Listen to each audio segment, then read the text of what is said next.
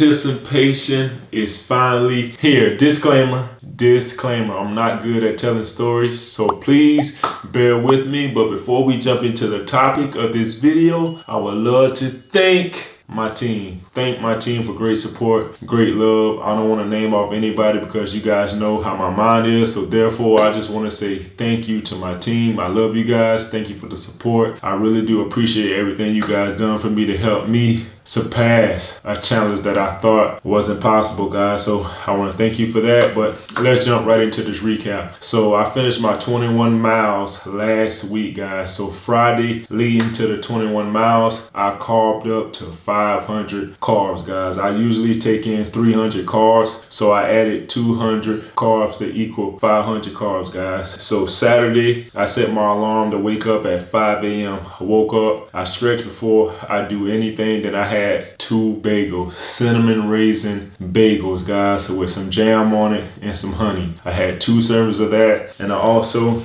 used this right here, the G1M Sport Go One More, brought to you by BPN, guys. And this right here is a fuel, hydrate, and perform type supplement, lemon lime, guys. It got cluster dextrins in it, and the macros on this is 0 fat, 20 grams of carbs, 0 protein, guys, and the sodium is 350 milligrams. So I use this to get started an hour before the actual run. And this right here is what I use to run. And this right here is brought to you by Salomon. I don't know if you guys can see that, but Salomon. This is like a water pack. Some people call it a camel pack. They have 2 like flash little tubes in the front. One here, one here. I don't know how much water they hold. I think it said like 500. What is that?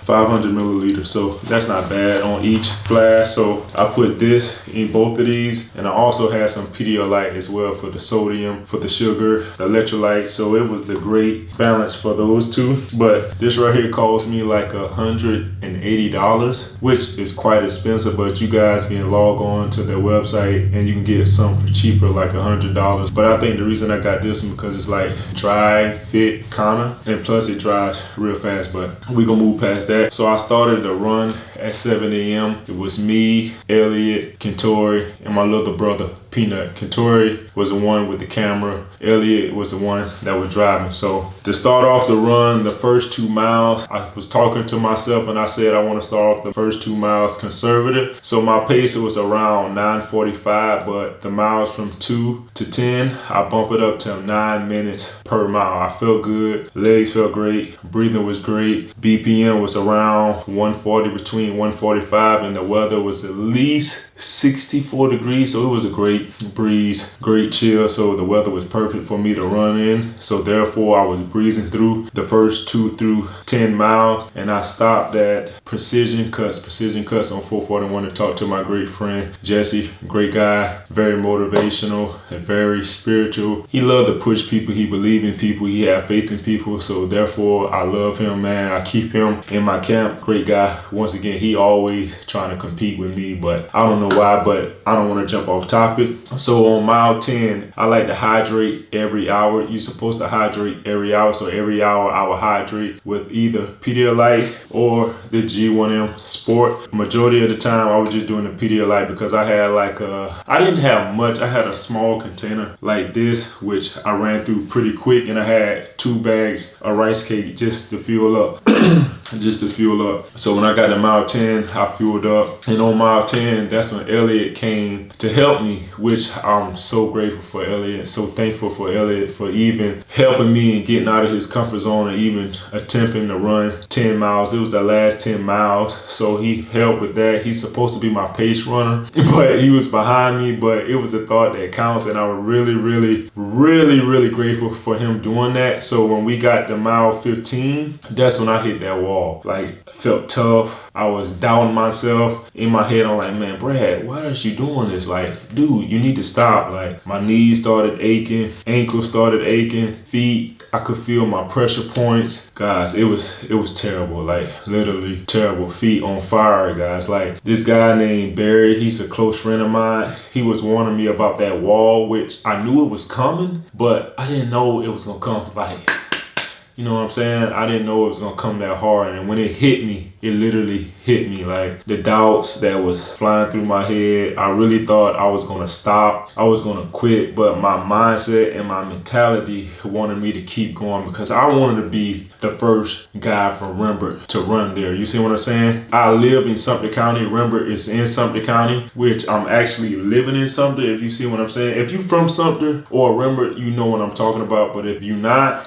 then you wouldn't understand. You just have to Google it. But my goal is to run from Sumter to Rembert, but I'm starting to get off track. But when I hit that wall, it was just crazy. Like I said before, the doubt, the doubt was creeping up in my mind, but I didn't want to stop because I know I'm doing this for a bigger purpose. So I kept going. Then that's when me and Elliot got on 521, in which things really did get harder, guys. So when I was running up a hill on 521 is just like this long strip of hill, then it descend down as you go into Rembert. So as I was running, I saw an 18-wheeler coming towards me. You guys know the first thought, let me stop running, let me get on the side. But when I stepped over, I stepped right into an ant power, and guys, that literally knocked the energy out of me, the air out of me, guys. I didn't know what to do. At that point, I wanted to quit. And I think I was on mile 16, and I wanted to quit so bad. I aggravated my ankle. I wouldn't say I turned my ankle, I aggravated my ankle. And at that point, I'm like, the devil I don't want to use the devil. At this point, I feel like everything that could go bad is starting to happen because I was so close. I was just so close to finishing it, and I didn't want to stop. So therefore I stopped, tightened my shoe up as tight as I can, and I kept going even though I was limping the whole way. So we got to mile 17. I fueled up once again. I put on another pair of socks because my feet was on fire, and in my head I was already locked in. Kentori was saying just 1 mile at a time. 1 mile at a time. See the finish line. See the finish line. So as I was running, I kept listening to him in my head. See the finish line. See the finish line. See the finish line. So mile 18, I'm going. Feeling good. Feeling great. Mile 19, we hit another hill. The hill, it's just the smallest hills that will really get you. The smallest hill, like really, the smallest hill feel like you going up Mount Everest, guys. Like it's just terrible because all that running, all that pounding that your knees doing, feet is on fire, guys. You just want to quit. Just trust me, when you jump into something like this, make sure you have the mentality to keep going. So as I got to mile 19, we still pushing it. He's starting to lag back, but I waited on him because if he can help me, I can help him as well. So we got to mile 20, guys. Mile 20. Me and Elliot took another break. We finished off the Pedialyte. We had a few rice cakes. We was getting in the zone because the finish line was right there. Like literally, the finish line is right there. So me and Elliot geared up. Me and him said we're gonna cross the finish line together, which I felt like I should cross the finish line with him because he really put himself out there to challenge himself to be better. So I was like, I don't want to cross the finish line without him. I'd rather cross the finish line with him. So the last mile, me and Elliot crossed the finish line together. It was a great feeling. I was lost of words when I did it because nobody I know had ever ran from Sumter to Rembert, guys. And I just don't know, because I do this for my sister. I do this for the people that I can inspire, motivate.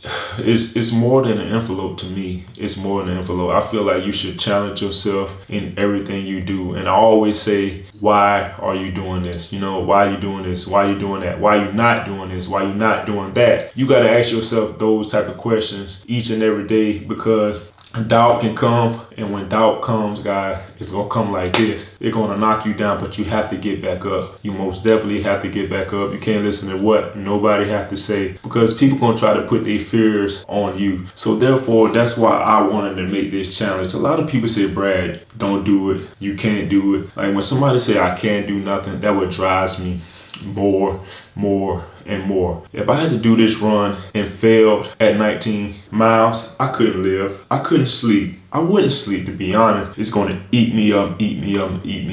That's why I had to keep pushing, guys. I kept pushing. I kept grinding, and turns out that I finished it with 21 miles. 21 miles. Will I do it again? Maybe, but I'm not aiming for Rembert right now. Rembert is 21 miles, and the next town over is Camden, which is 31 miles. miles, and I'm thinking about taking that on. I'm thinking about doing a marathon. I want to continue to push myself, continue to challenge myself, and continue to get better each and every day, guys, really. And before I end this video, once again, I just want to thank my team, showing me so much love, so much support, putting up with me for the last 2 months of just training. And by the way, I did all this by myself. I trained by myself, and it was tough. I just was listening to my body, doing what's best for my body, and I did it, guys. I read a lot. I looked at a lot of runners to get some type of inspiration from them or pick some type of knowledge from them, guys. And it turned out well, and I'm happy. So what's for Bradshaw in the future? Probably a marathon, probably run the Camden, probably try to work my way up to 50 miles, maybe. You have to stay tuned for that. But there's a lot in store for Bradshaw. I hope you guys enjoyed this video. Please, if you did, please leave a like, share, subscribe, and smash that notification bell. And I'll catch you guys on the next one. Peace. I ain't never seen you around here before. Got me hypnotized the way you drop it low. You know what you're doing, yeah, you know for sure. Couple hundreds in my pocket, I might let it go.